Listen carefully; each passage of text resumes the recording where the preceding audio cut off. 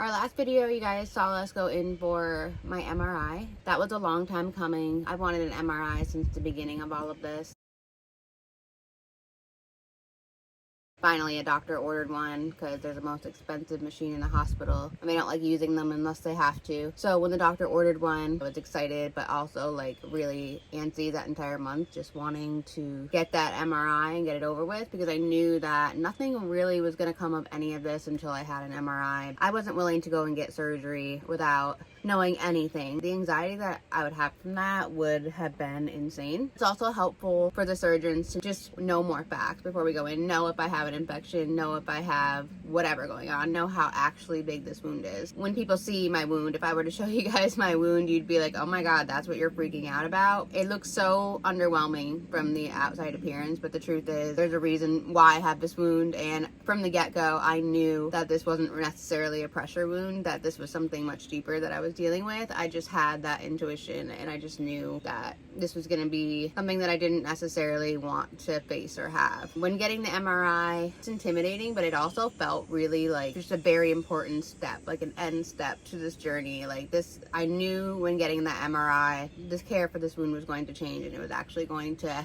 get somewhere, and that was really great. When they called me with the MRI result, it wasn't like I was surprised, but it was hard to hear, and it made it very, very real what I was dealing with. It made it like I can't avoid it, and it's not just a doctor telling me like, oh, actually there's no way you could have osteomyelitis, or another doctor telling me, oh, there's no infection here. And there was just so many conflicting answers, and in my gut and in my heart and soul, I knew what it was. And from the get-go, from the first second I noticed this wound when we were in Oklahoma having the best time of our lives, I knew what it was from, and it's just like something I just knew inside of me. So this whole journey trying to tell doctors all these things, and they just think I'm crazy, when really I just have these crazy feelings, and we all know our bodies more than you ever can really come to terms with. If you listen to your body, you will know everything there is to know about your mind, body, and soul, and that is what I do.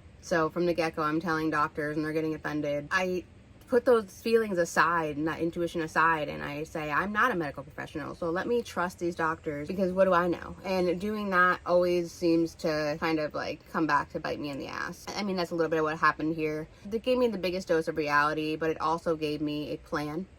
It gave me facts, and it gave me, honestly, just that encouragement just to put this behind me and deal with it and do what I need to do to make this something of the past.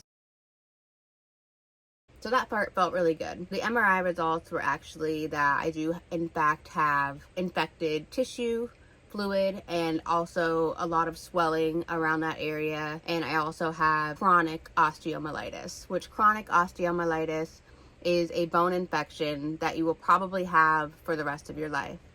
The reason mine is chronic is because about 5 years ago, I had a issue happen with a burn from a heating pad that was not healed correctly or treated correctly. That journey in itself was just a crazy, crazy journey. I went septic. I almost lost my life at one point, and I just didn't know what was going to happen from that point. It was one of the scariest things to ever happen to me. And so when my surgeon, who was dealing with all that, did a great job, he removed my burn scar, he did a lot of things really well, and I had 5 good years after that. But one crucial mistake was I was not treated for osteomyelitis or really tested for it. So they never went in there 5 years ago when they should have, when I had acute osteomyelitis, which is first time osteomyelitis. They never went in there and cured it. I never got antibiotics. I never got bone shavings or anything like that. What happens then is that turns into chronic osteomyelitis inside of my body that lives dormant when it feels like it, and also can act up whenever it feels like it as well, which is actually really scary. So when I first discovered this wound, I knew that second that I had chronic osteomyelitis and that my body was actually so amazing. So what happens is, when you have osteomyelitis, there's a bone infection, which when it decides to flare up, it's exposed to that tissue around the bone, which then causes fluid, which can turn into an abscess, which can kill you pretty easily. And that's what happened 5 years ago, except now my body, instead of letting that abscess build up, it actually found a passageway to leak the fluid out so there's no buildup, and in turn I don't have a risk to my life. If you guys saw the outside of this wound, you'd be like, wow, that's honestly nothing. But the deep truth of it is that it's a serious problem, and it all lies underneath. The best way I can describe it is an iceberg. You see the tip of it, there's a whole lot going on underneath, and so it's just this tiny little hole, but it's like a long channel, not necessarily wide or anything, but it leads right to my bone. That is my body's way of saving my life and leaking this infection out. So this has been going on for 6 months now, and no healing of this wound. I knew, because I was doing everything right. I'm eating, I'm stepping up my diet every single day, I'm staying off it, and I just knew that it was going to take this to figure out why this wound isn't healing. So it's not healing because there's an infection in my bone, and it's never going to heal with an infection in my bone. So my next steps, although they did say this is not urgent, because like I said, it's chronic osteomyelitis, so it's not like get there now urgent, but it is something that I need to get taken care of right away. My next appointment is at the end of the month at UPMC, and that's when we'll be coming up with a plan for surgery, which surgery is the route that we definitely are going to take. I just don't know what is going to come of the surgery. I don't know exactly what the surgery will be. I might know that. I might know more about that during my next appointment. I might not. It really depends on what the doctors were able to see in the MRI and determine from that, so that they can have a plan.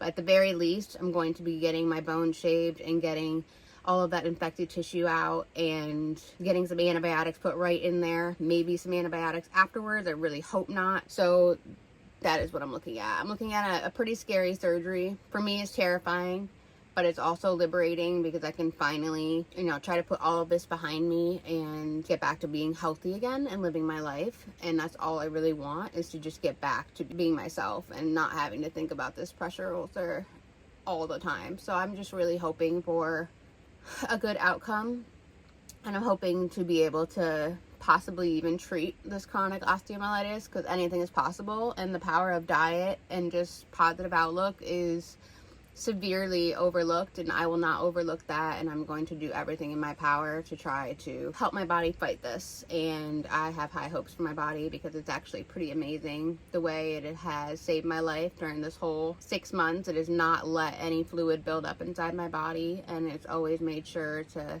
do what it can and it knows how to do to save me. And I'm just very thankful for my body. And now I have to trust a surgeon, which is pretty difficult for me, because I have trust issues.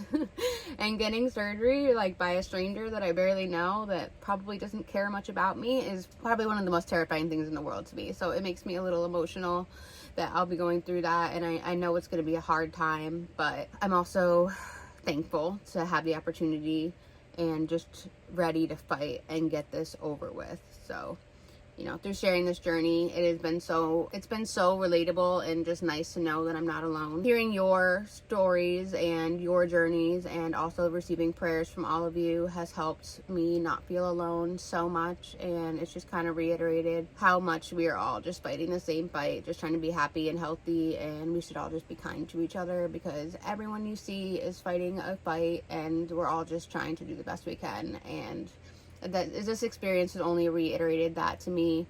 I'm going to be sharing my whole journey throughout surgery.